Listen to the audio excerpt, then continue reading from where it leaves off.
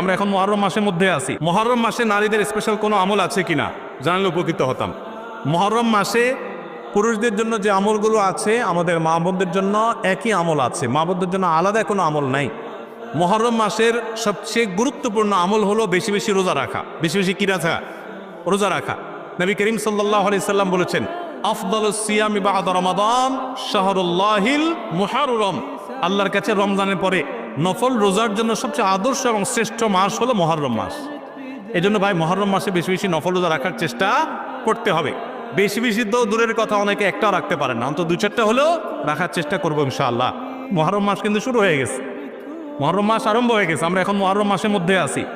সম্মানিত মাসের মধ্যে সম্মানিত 4টা মাস আছে, এর ভিতরে সবচেয়ে শ্রেষ্ঠ হলো এই মুহররম মাস, বছরের প্রথম মাস, হিজরি বর্ষের। অতএব এই মাসের প্রধান আমল হলো বেশি বেশি নফল রোজা রাখা। দ্বিতীয় আমল হলো মুহররমের 10 তারিখ আশুরা, এই আশুরা উপলক্ষে 2টা রোজা রাখা।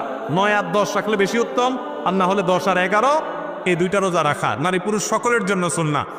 নারীরা যদি মাসিক অবস্থা না থাকেন তারা রাখবেন না, মাসিক অবস্থা না থাকলে তারা রাখবেন না। তাদের নিয়ত থাকলে আল্লাহ তাআলা তাদেরকে এমনিতেই সওয়াব দিবেন ইনশাআল্লাহ। তাহলে মুহররম মাসে আমল হলো বেশি রোজা রাখা, বিশেষ করে আশুরা রোজা রাখা।